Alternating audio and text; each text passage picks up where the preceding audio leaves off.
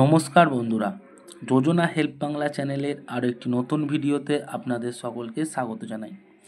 আমরা সকলেই জানি এসএসসি শিক্ষক নিয়োগ দুর্নীতির কথা। দুর্নীতির মাত্রা এতটাই চরমে পৌঁছে গিয়েছিল যে 26,000 চাকরি বাতিল করেছিল সুপ্রিম কোর্ট। সম্প্রতি এসএসসি প্রদত্ত যোগ্য লিস্টের দ্বারা এখন শিক্ষকেরা আবার বিদ্যালয়ে জয়েন করেছে, কিন্তু আর শিক্ষাকর্মীদের ক্ষেত্রে তাদেরকে মাসিক 20 ও 25,000 টাকা করে আর্থিক বৃত্তি প্রদান করা হচ্ছে।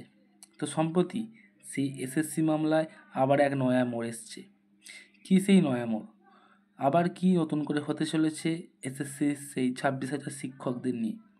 এই সংক্রান্ত বিস্তারিত জেনে নিন আজকের এই ভিডিও থেকে। তাই ভিডিওটি স্কিপ না করে প্রথম থেকে শেষ পর্যন্ত দেখুন, আর চ্যানেল নতুন হলে অবশ্যই চ্যানেলটিকে সাবস্ক্রাইব করে নেবেন। 26,000 চাকরি বাতিল মামলায় সুপ্রিম কোর্টে রায় পুনর্বিবেচনার আর্জি জানিয়েছেন রাজ্য।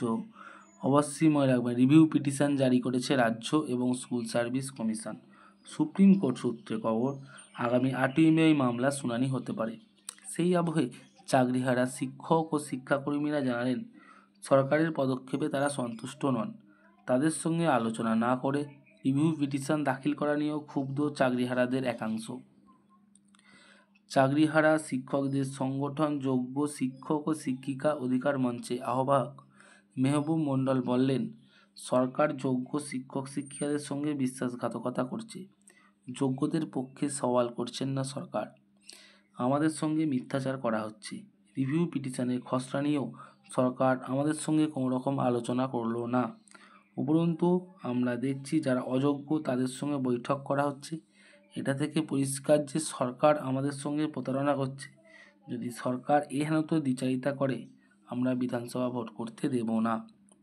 এছাড়া চাকরিহারা গ্রুপ সি শিক্ষাকর্মী সত্যজিৎ ধর বলেছেন, আমাদের মূল দাবি সরকার সুপ্রিম কোর্টে রিভিউ পিটিশনের মাধ্যমে আমাদের চাকরিটা ফিরিয়ে আনুক। আমরা যোগ্য, আমরা কাজে ফিরতে চাই।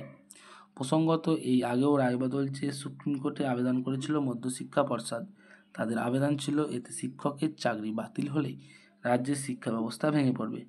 অনেক স্কুলে বিষয়ভিত্তিক শিক্ষকের সংখ্যা শূন্যে গিয়ে ঠেকবে, যার ফলে ভুগতে হবে মাধ্যমিক উচ্চ মাধ্যমিক পরীক্ষার্থীদের। গত 17 এপ্রিল পর্ষদের এই আবেদন মেনে নেয় সুপ্রিম কোর্ট। শর্ত সাপেক্ষে প্রধান বিচারপতির বেঞ্চ জানায়, আপাতত নবম দশম ও একাদশ দ্বাদশ শ্রেণীর শিক্ষকেরা স্কুলে যেতে পারবেন। চলতি বছর ডিসেম্বর মাস পর্যন্ত তাদের চাকরি বহাল থাকবে। তবে শিক্ষাকর্মীদের ক্ষেত্রে এই রায় কার্যকর হবে না। 31শে মের মধ্যে রাজ্যকে নতুন নিয়োগ প্রক্রিয়া শুরুর বিজ্ঞপ্তি দিতে হবে বলে জানিয়ে দিয়েছিলেন শীর্ষ আদালত। ওই নির্দেশ মোতাবেক চলতি মাসেই বিজ্ঞপ্তি প্রকাশের কথা। সেই আবহেই রায় পুনর্বিবেচনা চেয়ে সুপ্রিম কোর্টে গিয়েছে রাজ্য। তাতে খানিক হলেও আশার আলো দেখছেন শিক্ষাকর্মীরা। ওএমআরে গলদ থাকায় এসএসসির যোগ্য তালিকা যাদের নাম আসেনি, সরকারের উপর আস্থা রাখছেন তারাও। এমনই এক চাকরিহারা শিক্ষক United teaching and non teaching forum 2016 সদস্য বিপ্লবের কথায়, সরকার সুপ্রিম কোর্টে যাচ্ছে তাতে আমরা অবশ্যই সহমত পোষণ করছি। তবে আমাদের হাতে এই মুহূর্তে এটাই একমাত্র রাস্তা। আমরাও আমাদের মঞ্চের তরফ থেকে রিভিউ পিটিশনের কাজ সম্পন্ন করে ফেলেছি। নিয়োগ প্রক্রিয়ায় দুর্নীতি ও অনিয়মের অভিযোগে গত 3রা এপ্রিল এসএসসির 26,000 চাকরি বাতিল করে সুপ্রিম কোর্ট। প্রধান বিচারপতি সঞ্জীব খান্না, বিচারপতি সঞ্জয় কুমারের বেঞ্চ অনিয়মের অভিযোগে 2016 সালে পুরো প্যানেল বাতিল করে দেয়।